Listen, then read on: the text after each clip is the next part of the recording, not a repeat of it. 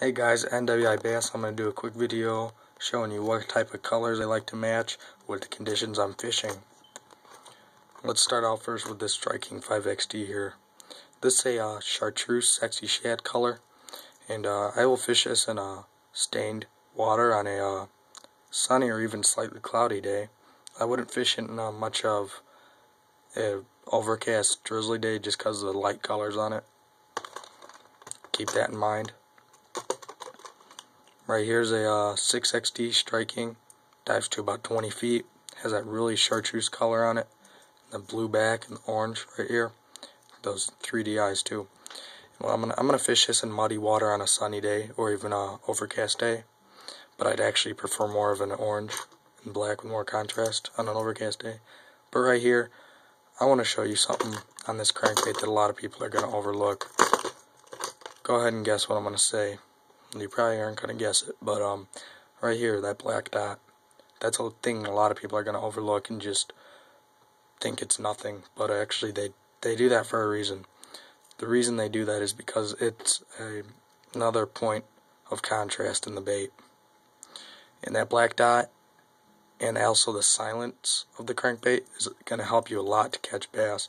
The reason being is because, do you really think bait fish rattle?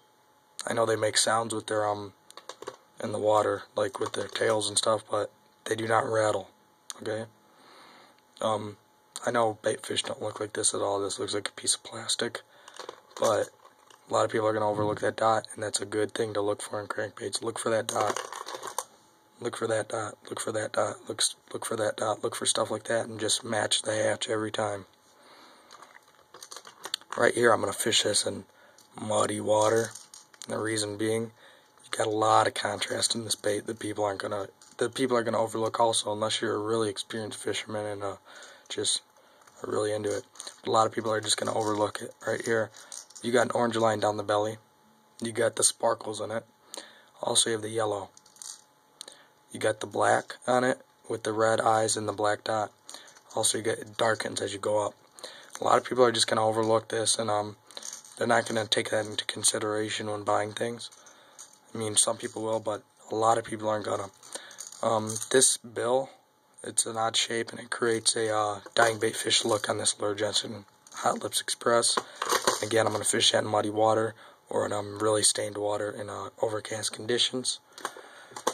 Right here, I'll fish this in relatively clear water. The reason being, it's green. It has a bluegill resemblance.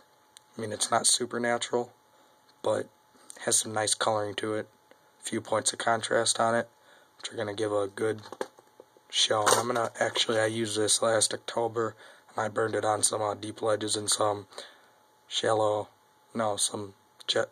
gradual sloping points, and then some creeks, and I did really well on it. I actually only caught 3 bass on it, but I caught an 18, 19, and 20 on it. Silent, silent, silent, silent, silent.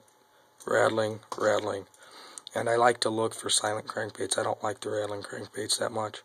But this right here, I'm going to fish this in stained water on an overcast day. The reason, got the shine, the natural shine on it. But then on the bottom, you got that pink, that other point of contrast, and you got the flared gills and the dot.